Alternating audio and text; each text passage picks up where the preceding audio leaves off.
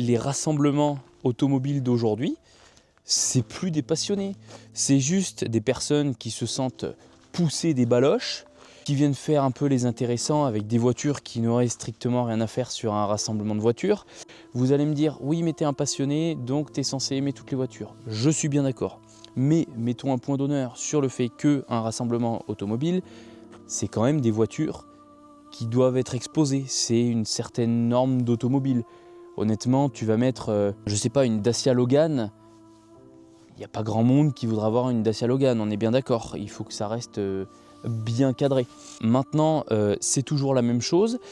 Tu vas à un rassemblement de voitures, moi j'aimerais juste être tranquille et arrêter de voir des espèces d'imbéciles qui veulent juste se montrer et faire les cassos parce qu'ils se sentent pousser une paire de baloches énormes parce qu'il y a du monde autour qui les applaudissent et qui regardent comme ça.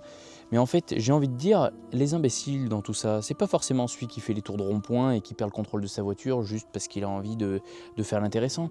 Mais c'est aussi ceux qui sont autour et qui applaudissent tous comme des zinzins. Les événements comme ça, j'ai même plus envie d'y aller. Moi, je vais que dans des trucs organisés, parking fermé, quitte à payer mon entrée. Je paye 10 €, mais au moins je sais que je vois des jolies autos, des gens civilisés et pas des espèces d'imbéciles qui sont là, je ne sais même pas pourquoi ils sont là au final.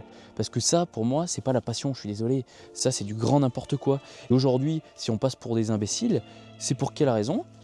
C'est à cause de personnes comme ça. Et maintenant, quand on va dire, bah voilà, aujourd'hui, j'aimerais bien organiser quelque chose, est-ce que vous serez d'accord éventuellement pour nous prêter votre parking, qu'on puisse faire un bel événement? Non, les gens vont dire non. La communauté automobile, c'est des zinzins, c'est des teubés.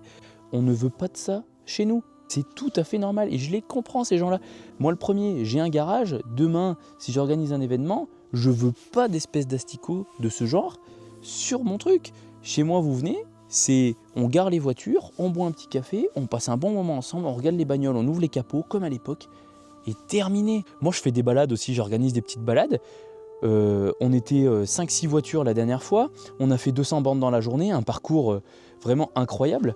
Le midi, petit restaurant, il n'y a pas eu de débordement, c'était nickel. Encore une fois, il y en a qui vont croquer, il y a 7 blessés sur l'événement. Stop, à un moment donné, il faut que ça s'arrête.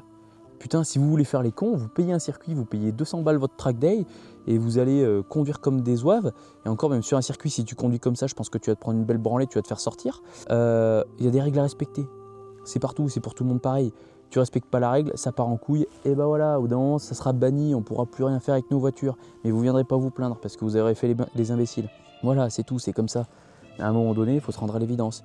Tu joues, tu perds. Voilà, point barre.